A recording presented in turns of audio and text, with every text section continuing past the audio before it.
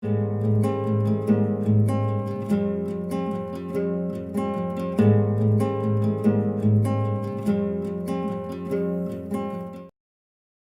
Estonia is a very small country. It's only 1.3 million people,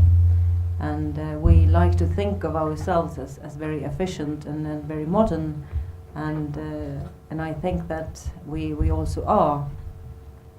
efficient and modern, but not in all fields, and gender equality is one of them. I'm not saying that Estonia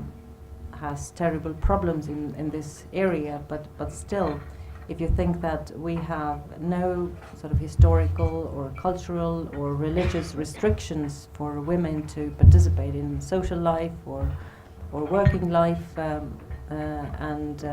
actually, I mean, all the people in Estonia have the same access to the education, then I would say that we still see very few women reaching to top political positions and also reaching the top sort of defense or security related positions. And it is very easy to become a diplomat, but it's much more difficult to become an ambassador. Or, for example, 60% of the personnel in the Ministry of Defense are female. But when you come up to the heads or department head level, or for example the Secretary General or some other top position, then you hardly ever see any woman in that position. And I would also say that when it comes to, for example, military services, Estonian defense is based on the conscript army. And until now, we have only recruited boys, but now there are debates going on as the recruitment ground is narrowing down, and because of demographic changes and problems, then there is an issue of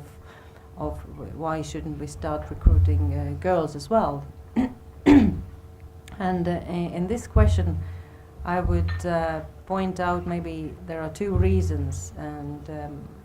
one of the reasons is certainly that women do not want to take too much responsibility at the workplace because they also have responsibility at home. But today I think that in a way it is an artificial problem in Estonia, as we have a very supportive social system that allows mothers to stay at home for 1.5 years, full pay, and if she wants, she can also work at the same time. But the problem is something else, and I think that this is maybe part of the Soviet legacy, because during the Soviet times, I mean, women and men were equal in the sense that people were working people. We did not talk about women and we did not talk about men separately. And for women it often meant a double burden, both at work and at home, and in many cases women worked or had 2 jobs to get the ends come together. And when Estonia regained its independence in the beginning of the 90s, then actually this opportunity to feel yourself as a woman and stay at home with a kid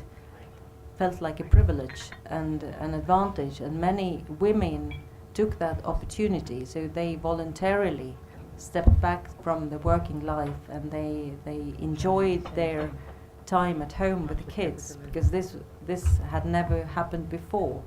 to women, and this was seen as a privilege.